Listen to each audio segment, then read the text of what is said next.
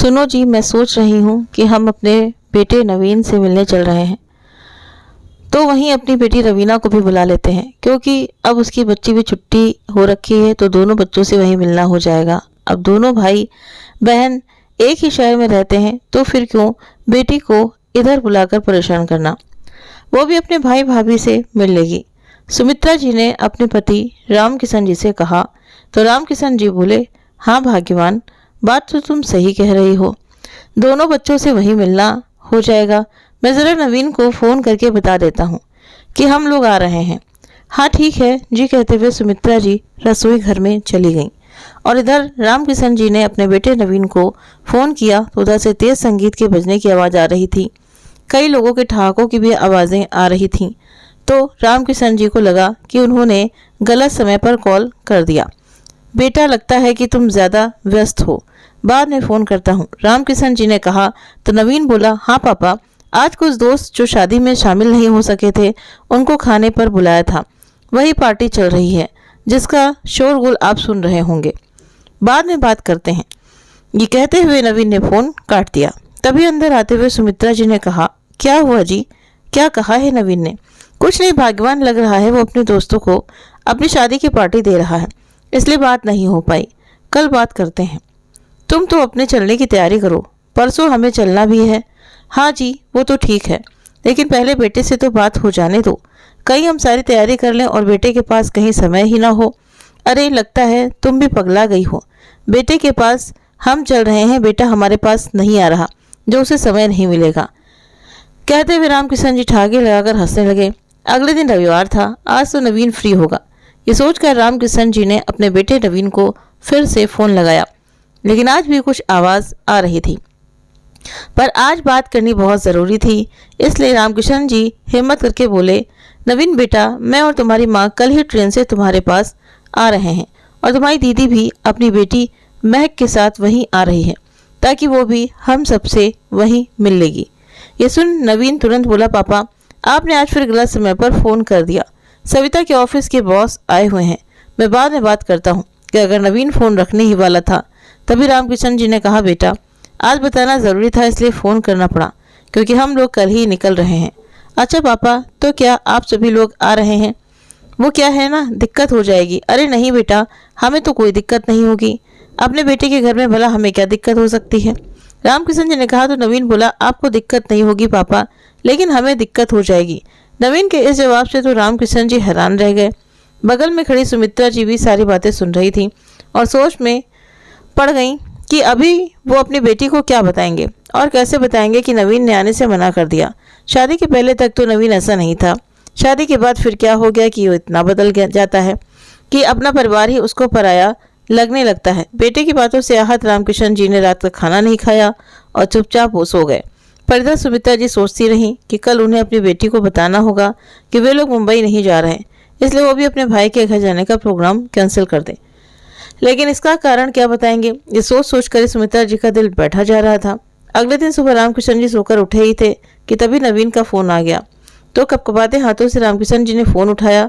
Sorry पापा, कल मैंने सविता से बिना डिस्कस किए आपको कह दिया था कि दिक्कत हो जाएगी, लेकिन जब मैंने रात में सविता से बात की तो उससे तो कोई दिक्कत नहीं है आपके आने से, इसलिए आप लोग अवश्य आएँ। अपने आने में कोई फिरबदल मत कीजिए। बेटे की बात सुनकर रामकिशन जी चुप ही रहे। तभी सुमित्रा जी ने फ़ोन लेते हुए कहा, हाँ बेटा हम लोग अवश्य आ रहे हैं, कहकर सुमित्रा जी ने फ़ोन रख दिया और रामकिशन जी को झकझोरते हुए बोली, देखो जी, मैं कह रही थी ना कि हमारी बहू बहुत संस्कारी है, वो सब संभाल लेगी। रामकिशन जी को अभी भी कुछ समझ में नहीं आ रहा था कि दिक्कत किसको थी, लेकिन ये ज़रूर समझ गए थे कि बच्चों को दी गई परवरिश में ज़रूर कहीं ना कहीं कोई कमी रह गई है, इसलिए तो बेटा अपने डिसीज़न खुद नहीं ले सकता। खैर जो भी था, अब वे दोनों अपने बेटे बहू के पास जाने की तैयारी में लग गए और अपनी बेटी रवीना को भी फ़ोन करके बता दिया कि वे लोग अभी निकल रहे हैं, तुम भी आने की तैयारी कर लो। ट्रेन में बैठते ही रामकिशन जी ने अपने बेटे के पास फ़ोन करके बता दिया कि वो लोग कल सुबह तक पहुंच जाएंगे। तो बेटे ने भी हामी भरते हुए कहा, हाँ पिताजी ठीक है, लेकिन अगर मुझे थोड़ी देर भी हो जाए तो आप लोग स्टेशन पर ही रुक जाना, मैं लेने आ जाऊंगा। अगले दिन सुबह 6 बजे स्टेशन पर उतरते ही रामकिशन जी ने अपने बेटे के पास फ़ोन मिलाया। पर नवीन ने फ़ोन नहीं उठाया। तो चिंतित होते हुए सुमित्रा जी ने पूछा, सुमित्रा अब क्या किया जाए, नवीन तो फ़ोन ही नहीं उठा रहा। कोई बात नहीं जी, एक बार फिर कॉल कीजिए, वो नहीं तो बहू ज़रूर फ़ोन उठाएगी। सुमित्रा जी को नवीन से अधिक बहू पर विश्वास था। ये देखकर रामकिशन जी भी खुश थे कि माँ को अपने बेटे से ज़्यादा अपनी बहू पर विश्वास है। तो इससे बड़ी बात आज के रिश्तों के बदलते दौर में और क्या हो सकती है। ये सोचते हुए रामकिशन जी ने बेटे को फिर से कॉल किया, तो इस बार बेटे ने ही फ़ोन उठा लिया। उसके उत्तर से लग रहा था कि अभी तक वो नींद से जगा नहीं है। उसने कहा कौन है? तुम्हारे पापा बोल रहा हूँ बेटा, हम लोग मुंबई स्टेशन पर आ गए हैं, तुम्हारा इंतज़ार कर रहे हैं। अच्छा ठीक है पिताजी, आप लोग वहाँ से निकल कर गेट की तरफ आ जाइए, तब तक मैं आता हूँ। ये सुनकर रामकिशन जी भी खुश हो गए कि नवीन उन्हें लेने आ रहा है। इसके पहले नवीन जहाँ भी रहता, चाहे पढ़ाई के समय में या नौकरी के समय, वो ट्रेन के आने से पहले ही उन्हें लेने के लिए प्लेटफॉर्म पर आ जाता था। लेकिन आज पहली बार ऐसा हुआ, खासकर शादी के बाद, कि वो उन्हें रिसीव करने के लिए ट्रेन आने से पहले प्लेटफॉर्म पर मौजूद नहीं था। इस बार हो सकता है कि काम की अधिकता के कारण रात को देर तक जागना पड़ा हो, इसलिए बेटा नहीं पहुंचा होगा। सोचते हुए दोनों पति पत्नी स्टेशन से बाहर आ गए और वेटिंग रूम में बैठकर नवीन का इंतजार करने लगे। तभी थोड़ी देर बाद नवीन का फ़ोन आया। आप कहाँ हैं पापा? बेटा बुकिंग काउंटर के सामने हॉल में इंतज़ार कर रहे हैं। नवीन ने फिर पूछा, किस हॉल में वेट कर रहे हैं? तो रामकिशन जी कुछ बोलते उससे पहले ही फ़ोन कट गया।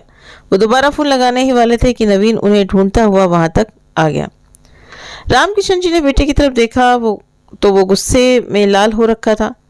उसने एक टैक्सी की और उन दोनों को लेकर अपने घर की तरफ रवाना हो गया। आज उसने मम्मी पापा को प्रणाम करने के बाद कुछ समाचार नहीं पूछा। पूरे रास्ते सन्नाटा पसरा रहा। सुमित्रा समझ नहीं पा रही थी कि इतनी अधिक बात करने वाले बेटे को आखिर हो क्या गया है। खैर कुछ समय बाद नवीन रामकिशन जी और सुमित्रा जी को लेकर अपने फ्लैट पर पहुंच गया और उन्हें लिविंग रूम में छोड़कर स्वयं बेडरूम में चला गया।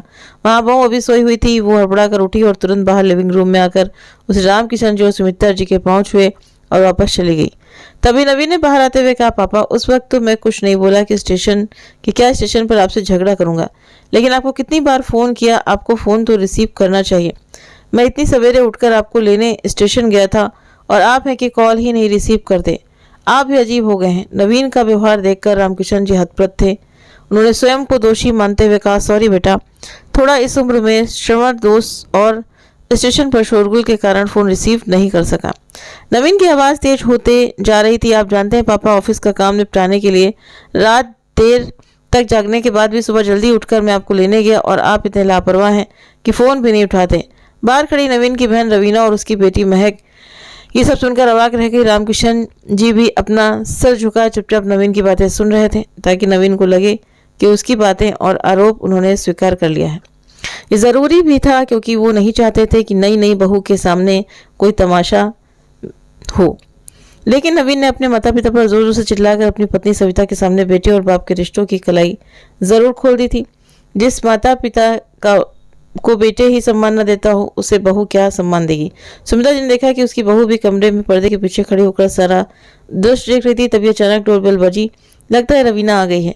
सोचते हुए सुमित्रा जी ने दरवाजा खोला तो सामने अपनी बेटी और नाती को देखकर बहुत खुश हो गईं। रवीना ने भी ये जाहिर नहीं होने दिया कि उन्होंने उनकी सारी बातें सुन ली हैं। वो भी खुशी खुशी घर के अंदर आ गई।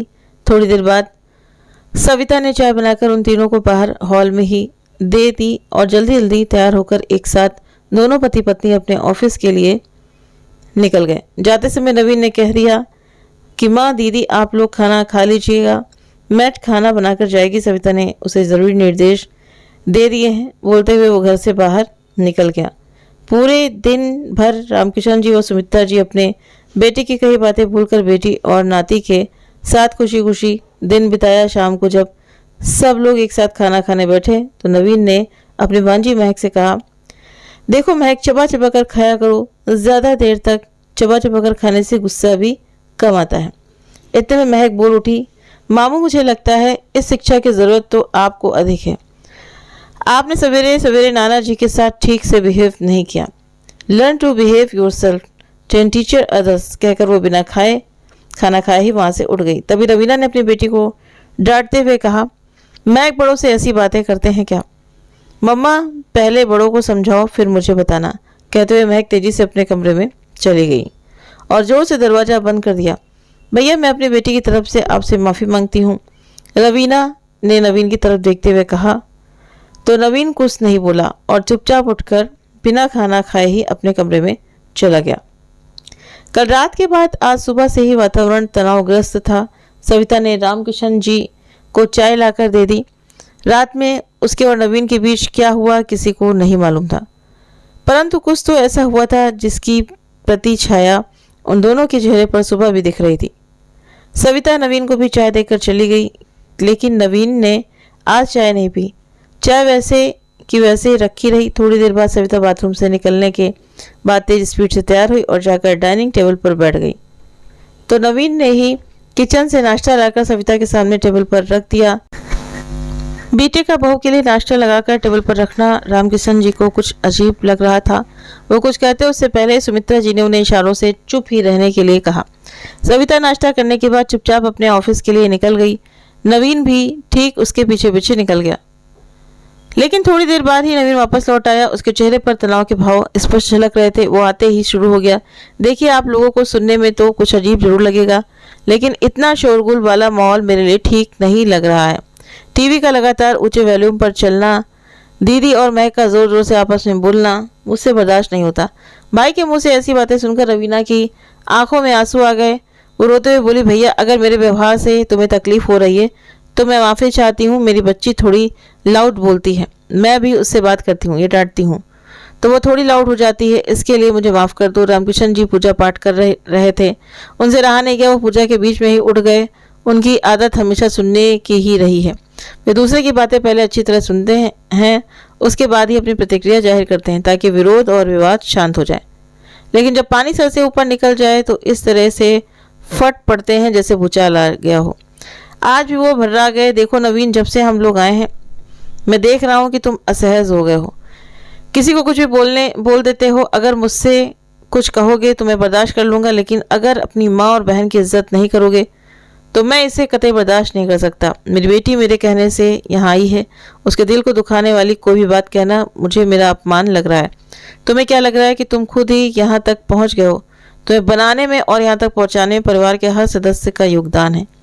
और फिर कोई भी व्यक्ति चाहे किसी भी ऊंचाई तक पहुँच जाए, वो अपनी ज़मीन नहीं छोड़ देता है, और जो ज़मीन छोड़ देते हैं वो अपराधहीन आधारहीन हो जाते हैं।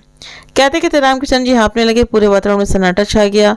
उनका ऐसा रूप नवीन ने पहले कभी नहीं देखा था। उन्होंने थोड़ी सांस लेने के बाद आगे कहना जारी रखा, नवीन मैंने अपने बड़े भाई की पिता की तरह देखभाल की है, तुम भी जानते हो। मेरे पिताजी जब मैं बहुत छोटा था उसी समय गुजर गए थे। मैंने जब से होश संभाला है तब से मैंने अपने बड़े भाई को ही पिता के सम्मान माना है था। तुम्हारी दादी मरने तक मेरे पास ही रही, ये तो तुमने भी देखा होगा। मैंने मेरे भाई की पत्नी जो ब्रेस्ट कैंसर से ग्रस्त थी, अपने 2 कमरे वाले छोटे से क्वार्टर में रखकर 4 महीने तक उनका इलाज करवाया। और तुम्हें तुम्हारे माँ बाप और बहन और भांजी 10 दिन के लिए यहाँ आए हैं, वही भारी पड़ रहे हैं। मैं जानता हूँ कि तुम ये सब अपनी पत्नी के ऊपर अपना इंप्रेशन और रुतबा दिखाने के लिए कर रहे हो, और शायद उसे प्रभावित करने के लिए भी, लेकिन इससे तुम्हारा रुतबा बढ़ेगा नहीं बल्कि उसकी नज़रों में और भी गिर जाएगा। वो अभी यहाँ नहीं है, इसीलिए तुम्हें मैं ये हिदायत दे रहा हूँ ताकि तुम अपने आप को अपनी पत्नी के सामने मेरे द्वारा अपमानित हुआ ना समझो। पिता की बात सुनकर नवीन हकलाते हुए बोला, आप लोग जो भी कहें, लेकिन मैं ये नहीं मानता हूँ कि आज जो कुछ भी हो वो मेरी व्यक्तिगत उपलब्धि है। इतना कहकर नवीन बिना किसी का कुछ कहे सुने अपने कमरे में जाकर सो गया। आज वो ड्यूटी पर भी नहीं गया और खाना भी नहीं खाया। शाम के करीब 4 बजे नवीन खुद ही उठा। उसने बाथरूम में काफ़ी देर तक स्नान किया, जैसे अपने शरीर पर आए हुए गुस्से की परत को धोकर प्रचलित कर देना चाहता हो। थोड़ी देर बाद रामकिशन जी ने उसे नीचे जाते हुए देखा। उसने अपनी बाइक निकाली और बाहर निकल पड़ा। कभी कभी तनाव में लोग लंबी ड्राइव के लिए निकल जाते हैं ताकि तनाव थोड़ा कम हो जाए। रामकिशन जी या सुमित्रा जी ने उससे कोई बातचीत नहीं की। वो तो बस एक तरह से अपरिचित अतिथि बने हुए थे जो कुछ दिनों को गिन गिन कर निकाल रहे थे। रात के करीब 8 बजे नवीन और सविता दोनों ने घर में प्रवेश किया। नवीन के हाथ में एक बड़ा सा डब्बा था, साथ में एक पॉलीथीन बैग भी। आते ही वो डब्बा उसने महक के हाथों में थमा दिया। पॉलीथीन का पैकेट अपनी माँ के हाथों में दे दिया और अपने पिताजी के पास बैठते हुए बोला, आज सुबह के बिहेव के लिए मुझे माफ़ कर दीजिएगा। पापा कहते कहते उसका गला भर आया। उसने रामकिशन जी का हाथ अपने सर पर रखते हुए कहा, पिताजी, जब मैं तनाव में रहता था तो आप मेरे बाल सहलाया करते थे, क्या आज मेरे बाल नहीं सहलाएंगे? सुन रामकिशन जी की आंखों में भी आंसू छलक आए। तभी नवीन ने कहा, पापा, आज सुबह आपने मुझे जो कुछ भी सुनाया वो मुझे बहुत अच्छा लगा था, लेकिन माँ, तुमने मुझे क्यों नहीं डांटा? तुम बचपन में मुझे डांट देती थी तो मेरे सारे गलत काम सही हो जाते थे। उसने देखा कि सारे लोग चुप हैं। उसने फिर कहना जारी रखा, और दीदी, तुम मेरे कहने पर सिर्फ टेसुएं बहाने लगी। जब मैं छोटा था तो मेरी गलतियों पर कितना डांटती थी, बोलती थी कि माँ से शिकायत कर दूंगी, हालांकि माँ से कभी तुमने मेरी शिकायत नहीं की थी, लेकिन तुम्हारी इस तरह की धमकी से मैं सीधा होकर रास्ते पर आ जाता था। आज तुमने भी मुझे बदला हुआ समझ लिया, थोड़ा सा भी नहीं डांटा और खुद रोने लगी। आज अगर पापा नहीं डांटते तो मुझे कोई डांटने वाला था ही नहीं। ऐसे क्या मैं इतना बड़ा हो गया कि तुम मुझे बिना कुछ कहे मुझे कुछ कह भी नहीं सकते? कहते हुए नवीन की आंखों से झरझर आंसू बहने लगे। तभी पीछे से किसी ने उनकी शर्ट खींची। नवीन ने पीछे मुड़कर देखा तो महक रो रही थी। आई एम सॉरी मामू, मुझे माफ़ कर दीजिए, मुझे कल रात को ऐसे नहीं बोलना चाहिए था। तो नवीन ने उसे अपने गले से लगा लिया। कोई बात नहीं बेटा, कभी कभी छोटे भी बड़ों को बहुत कुछ सिखा जाते हैं। तभी नवीन ने फिर से कहा, माँ पापा, मैं कितना भी बड़ा हो जाऊं लेकिन आप लोगों के लिए हमेशा छोटा ही रहूंगा। मेरी गलती पर आप लोग मुझे बेझिझक डांट लगा सकते हैं। नवीन बोल ही रहा था, तभी दरवाजे की बेल बजी तो सविता ने जाकर दरवाजा खोला। दो आदमी एक बड़ा सा कार्टून लेकर अंदर आए। इसमें क्या है बेटा? सुमित्रा जी ने कहा। तो सविता बोली, माँ जी, इसमें एसी है, रात को आप लोगों को भी गर्मी लगती होगी, इसीलिए एक एसी और खरीद लिए। अरे बेटा, इसकी क्या ज़रूरत थी, हम तो 5-10 दिन रहेंगे। क्यों 10 दिन के लिए इतने पैसे बर्बाद किए हैं? नहीं माँ जी, 10 दिन नहीं, अब आप हमेशा ही हमारे साथ रहोगे। जब आपके बेटे बहू यहाँ पर हैं तो आप लोग गांव में क्या करोगे? सुमित्रा जी कुछ कहती उससे पहले ही नवीन ने कहा, नहीं माँ, अब कुछ और नहीं, आज से आप हमारे साथ ही रहोगे। और दीदी, तुम भी अब मई की छुट्टियाँ हमारे पास ही बिताओगी। भाई के मुँह से ये सुन रवीना की आंखों में भी खुशी से आंसू छलक आए। इधर रामकिशन जी और सुमित्रा जी भी अपने बेटे के बदले हुए व्यवहार को देखकर बहुत खुश हो रहे थे। आज सबके मन के गिले शिकवे दूर हो चुके थे। तो दोस्तों, अगर आपको ये कहानी पसंद आई हो तो प्लीज़ वीडियो को लाइक करें, कमेंट करें, और अगर कहानी अच्छी लगी हो तो प्लीज़ आप इसको शेयर भी करें और हमारे चैनल को सब्सक्राइब करना ना भूलें। मिलते हैं आप सभी से नेक्स्ट वीडियो में नई कहानी के साथ में। Thank you.